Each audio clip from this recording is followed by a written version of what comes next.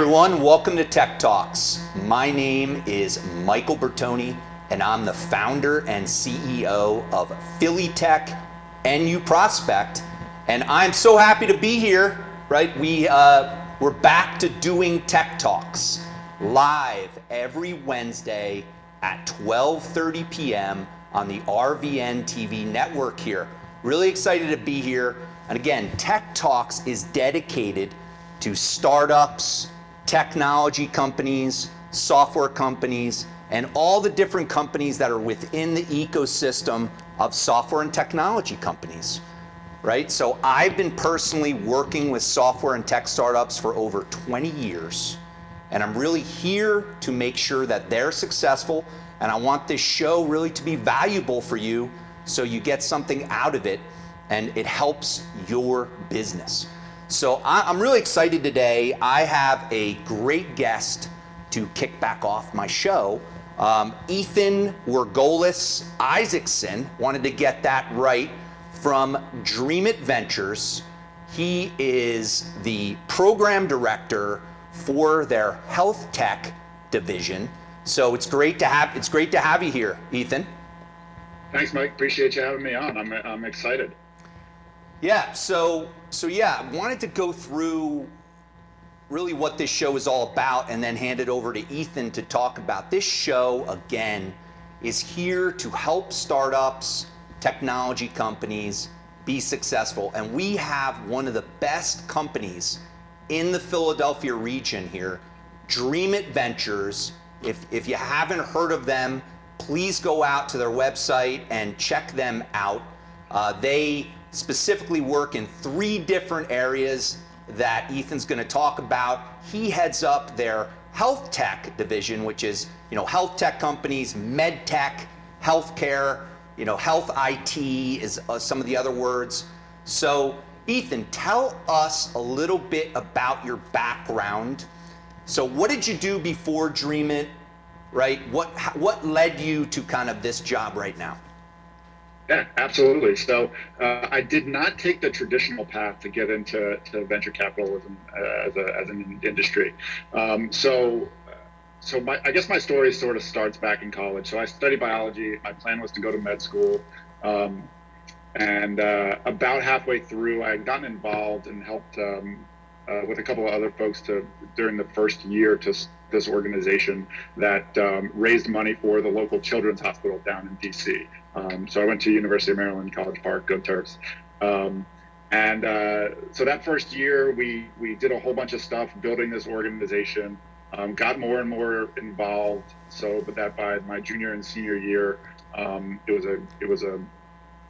found myself focusing much more on the work involved in building that nonprofit organization, right, than focusing on the schoolwork and all that stuff.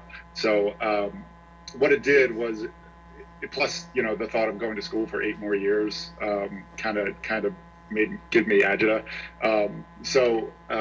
I found myself getting more and more involved in the ancillary aspects of healthcare. Mm-hmm. I've always had a passion for healthcare in general. And I realized that I might be able to make a bigger difference doing things outside of the direct patient care. Right. So that's what I did. So I did a little exploration, got a couple of internships doing different things in and around healthcare and the nonprofit world. And eventually I came back to Philadelphia. I'm from here originally. And I started working at Einstein Healthcare Network, which is a large enterprise healthcare system here in the Philadelphia area. So I did a couple of different things there on the corporate side, everything from project management, marketing, up through sort of network level development activities. And at the same time that gave me a great insight into the healthcare industry, right? And how an enterprise healthcare system works, who pays who cares, how to get stuff done, all of that stuff. So I was there for 4 or 5 years. At the same time, I had started a startup with my older brother. Mm-hmm. And that was not in the healthcare space at all. We saw an opportunity. It was actually the travel industry. So we saw an opportunity and we built a platform. It was a direct-to-consumer marketplace that connected locals to visitors to go around and do interesting activities. We started here in Philadelphia. So we did that for a couple of years. What that did was it got me involved in the entrepreneurial ecosystem here in Philadelphia, which is wonderful and growing. And I encourage everybody to get involved in it if you're not. So after a couple of years there, we were out looking for funding, and I had met a couple of folks from Dream It. Eventually, this opportunity arose to come join Dream It as part of the health tech vertical. So it sort of married my love and passion of healthcare with this newfound excitement and in entrepreneurialism and in venture, and allowed me to utilize everything that I've learned and failed at, frankly, in the startup, and bring the knowledge from the healthcare ecosystem and marry them together and help this next generation of startups be successful. So that's what I've been doing. Yeah, extremely exciting. I mean, so there are a lot of different, obviously, incubators which Ethan is going to tell you what Dream It is all about. But I first came across working with Dream It because I knew Karen Griffith Greiga actually about 3 years ago, right? I always have wanted to partner with these companies because they're talking to early stage software companies, which are essentially my clients. So she was phenomenal. I have to put in she introduced me to a company in the health tech vertical called CloudMine. And she gave me a referral into CloudMine. And basically, they were one of my best clients in like 2017, 2018. And it was just phenomenal. So really appreciate that. And, again, I was connected with Ethan a couple months ago, and, I'm really excited to be working with him. And so Ethan, tell the audience, first let's start with what is Dream It, right? So what is Dream It high level, right? And then what is the health tech vertical, right? So what does that mean? Absolutely. So Dream It at its heart is a venture fund. This is the third fund. It's about $50 million. And we invest across three verticals. So the first we'll call is secure tech. So that is everything from cybersecurity to personal security, everything from sort of like malware detection through drones and government defense technologies. We also have an urban tech vertical, smart cities, construction tech, prop tech, real estate, that type of thing. And the third vertical, which is one that I work in, which is health tech. Health tech is comprised of digital health and med tech. And that's pretty broadly defined. Right. Basically, we won't do biotech, and anything that's going to take 10 years and $100 million to commercialize, we'll avoid that stuff too. So what's unique about the fund is we run this accelerator or growth program alongside of it. That exists to provide deal flow to the fund. The fund will only invest in companies that go through the program. So our model is actually based on deploying capital into the companies once they've gone through. So what that means is that we're highly selective about which companies come into the program. So we have to believe when they come in that A, they're going to raise a round of institutional funding, and B, we're going to want to participate in that round. So what the program is, it's done twice a year, 14 weeks long. We typically see somewhere between 400 and 500 applications for each cohort, and we'll take the top 6 to 8 companies that apply. So most of the companies that come in, they have some traction. That could be revenue, it could be in the health tech vertical, successful pilots, or line of sight FDA clearance, or something like that, where they're on the verge of being able to be financeable by an institutional investor. Most of the companies, are later stage. We don't ask them to co-locate with us because they, in these days, nobody's co-locating anywhere. But typically, our companies have 10 or 12 or 15 other employees, and they're running businesses. So we look for those companies, and our real added value is the 3 pillars of this program. So the first pillar is what we call coaching. We'll do deep dives into your company's key assumptions, right? Your business model, your go-to-market strategy, all the foundational components of your business, to make sure that they're secured, they're ready to scale as your business is scaling. Right. Second phase of the program is what we call customer sprints. So Dream It has a large network of, I'm speaking specifically for the health tech vertical now, but we run the same program across all 3. So within the health tech vertical, we have a big network of enterprise healthcare systems, payers, pharma companies, and then we also work with some large multinationals, your Philips, your Johnson & Johnsons, your Comcasts of the world. They know that Dream It companies are really well vetted and prepped specifically for these meetings. So what that means is they're willing to bring C-suite level folks or other key decision makers into the rooms to meet with our companies. As you can imagine, the sales cycle in healthcare is forever long. And these days it's even longer with COVID. And so you may want to get your product into Penn Medicine, right? And while you're there, you walk up, you may not even know what door to walk into, right? Let alone who you have to talk to, let alone actually get a meeting with them. Next thing you know, you're 12 months down the line and you're sort of just starting the sales process. So we like to think that we can trim that sales process down significantly. That's one of the big value props that we have. So the companies will meet typically between 15 and 25 of these enterprise systems to go and pitch to the right person within those organizations. And then we have a very similar curated process on the back end. The third pillar is what we call investor sprints. Very similar process. We have a big network of investors that know our companies, are really well vetted and prepped specifically for these meetings. We work really hard to make sure that their pitches are tight, their stories are enticing, and that they are financeable as a company, frankly.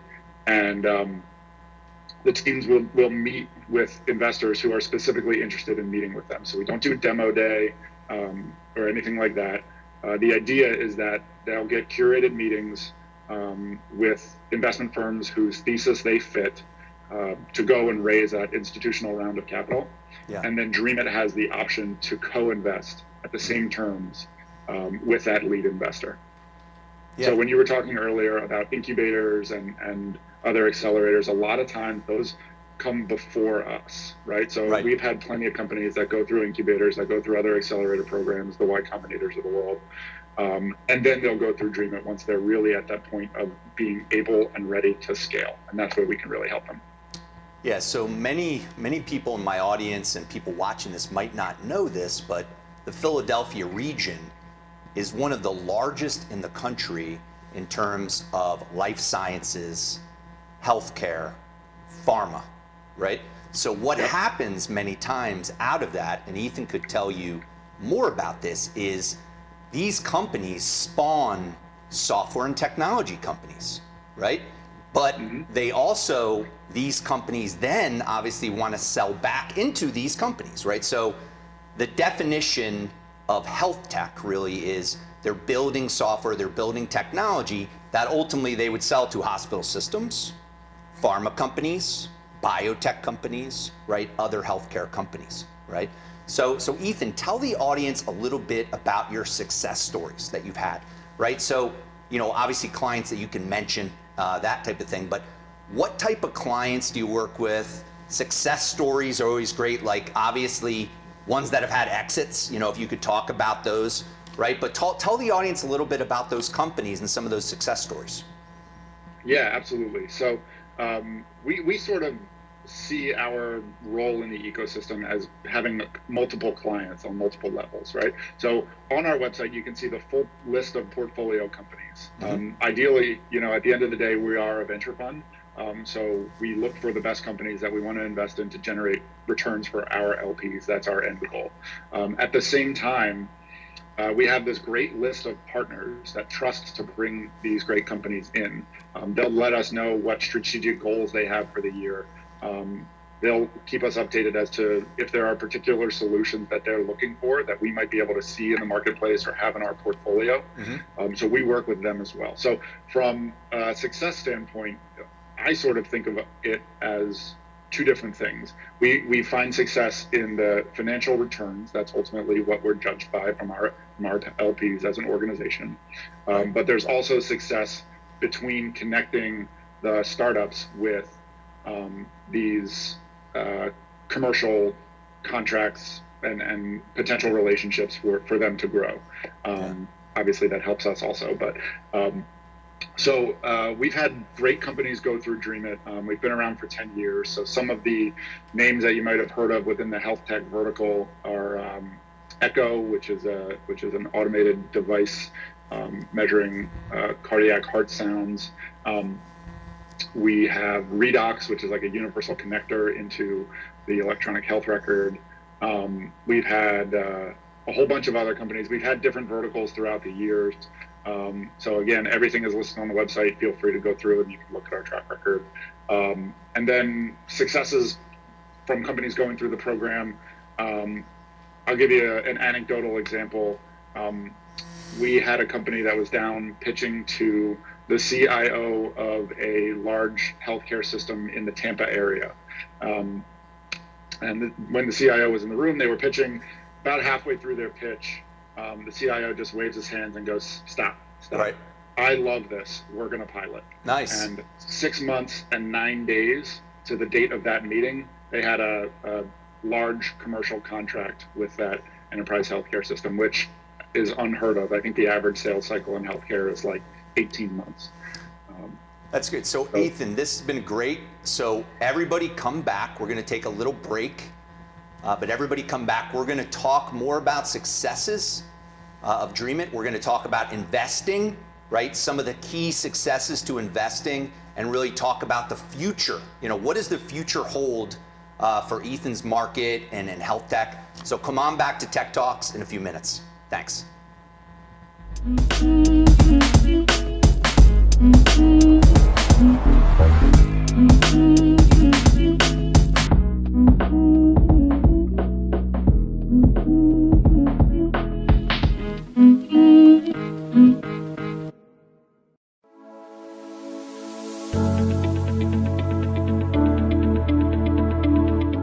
The session that we had with BCAT was really entertaining and enlightening. We were able to put together some very specific steps that we as individuals can take, and it was really fun to all come together and see sort of where we're going as a team and how we can all get there together.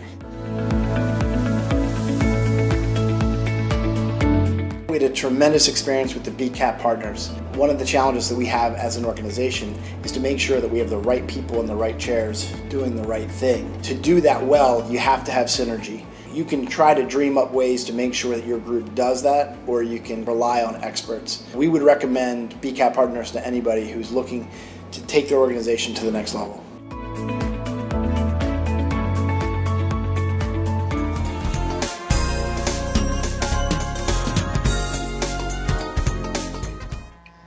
So welcome back to Tech Talks. We're having a great conversation with Ethan. And during the break, we were talking about what key things, so people watching, what are the key things that you're looking for, Ethan, in terms of when somebody comes to Dream It? There might be people watching this, people in the audience, they have ideas, right, in the 3 verticals you said, or in health tech. What are some of those key criteria, kind of key things that you're looking for people to get into the Dream It program? Yeah, absolutely. So first and foremost, we want to see that you're solving a big and urgent problem. Without a doubt, that is the number one priority for us to determine. So if you go for us at Enterprise Health, and you say, here's the problem that we're solving, and it gets met with that's 20th on our list of priorities, come back later. We know that that's not super compelling at the time. Right. But if you go to your customers and they say, thank God you're here, that's really what we're looking for, first and foremost. Big problem. Yeah. Secondly, with our program specifically, you have to be at the right stage for us. So you have to prove that it works. You have to have some data or some de-risking of your product market fit. We'll say that, right? So at some point, you have to be on the verge of scaling, and not so much, well, we're not sure if the product really makes a difference or if there's a real ROI for the healthcare system or otherwise. So you have to have proof that works for us. But initially, regardless of whether you're pitching to us or you're pitching to an angel group or other, seed stage accelerator program, defining what your problem acutely is and how big of an issue is it for your key stakeholders is going to be super important from the start. Great. So the other thing, you mentioned something that I was really curious about. So you're seeing a lot of companies come through, right, through your vertical. What are some of the things, because I know obviously machine learning, data, right? There is things in robotics. There's things on. What are you seeing right now in terms of the future of this market? Where do you think it's heading? So if guys, if people are watching this, I always say there are people out there, they're in this industry, they have the ability to change the landscape and build something phenomenal. So what do you see out there, Ethan, right now in terms of the technology that's coming in? What's really differentiated? What's big right now? Yeah, so there's a lot of cool stuff.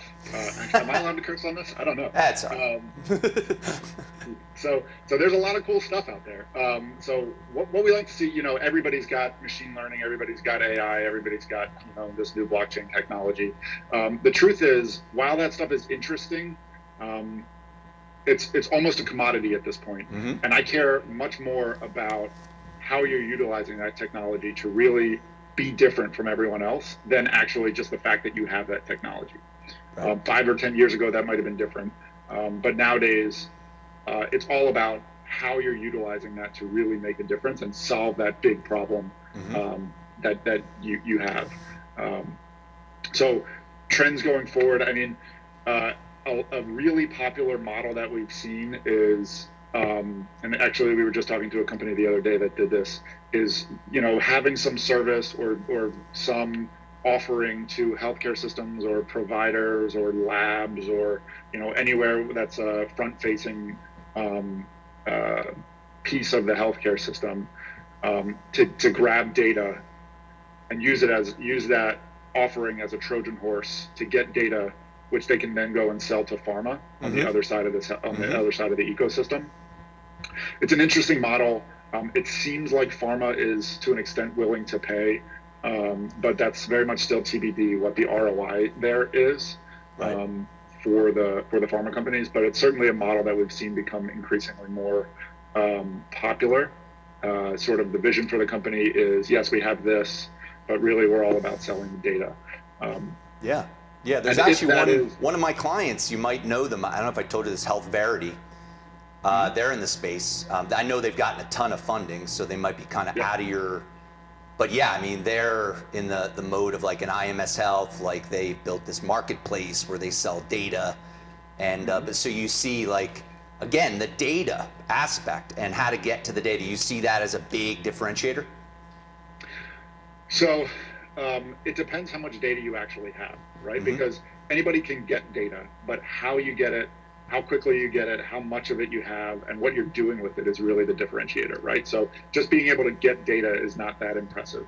But if you are training an algorithm and you've gotten 100,000 hours of clinical time documented, or 10 million images that you've run through your AI processing to train those algorithms, that is a gap between you and your next competitor, right?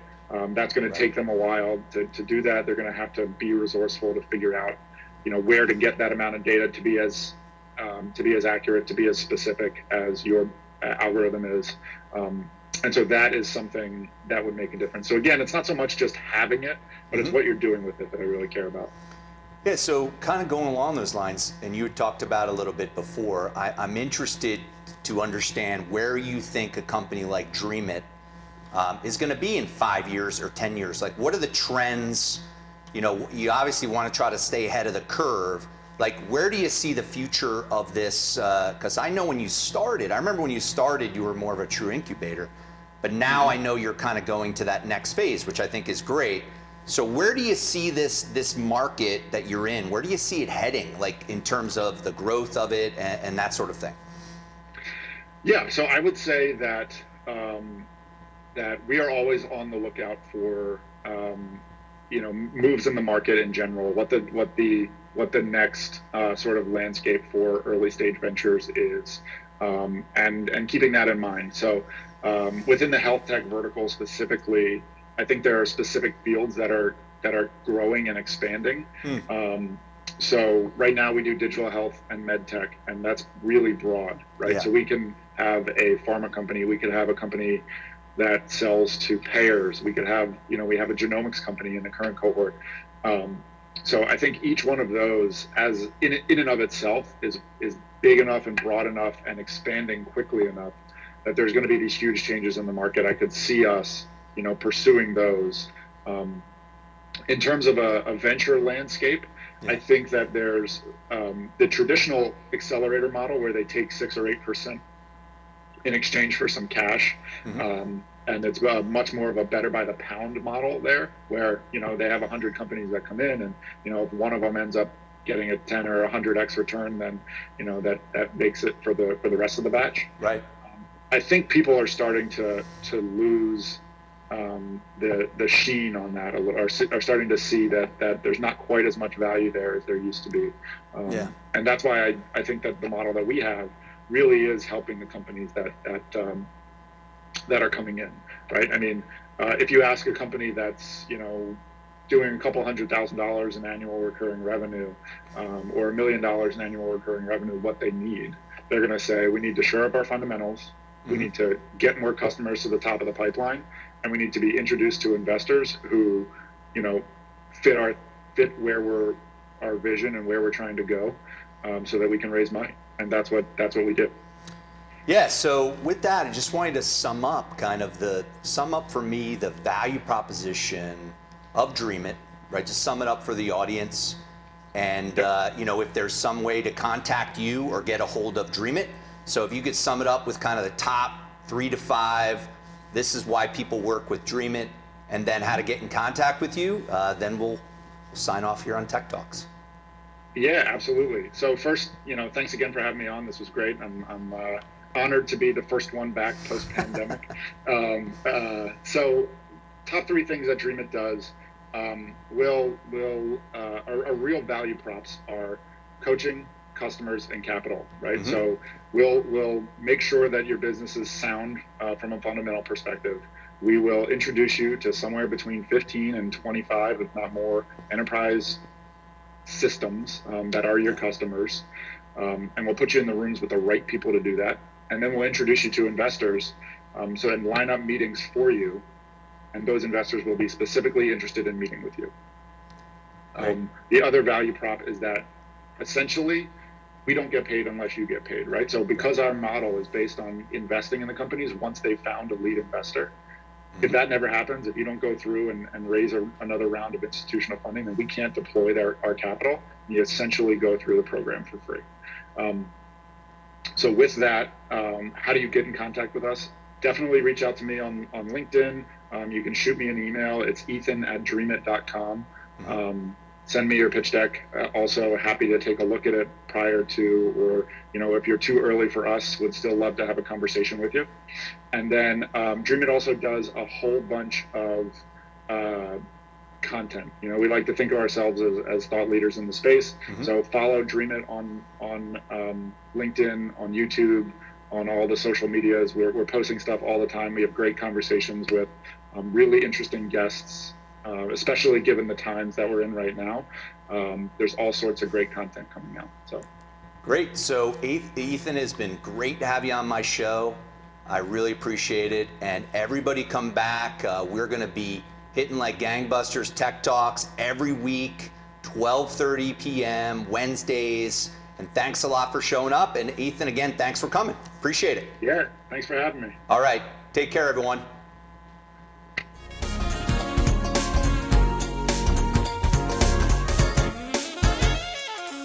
Shelter dogs aren't broken.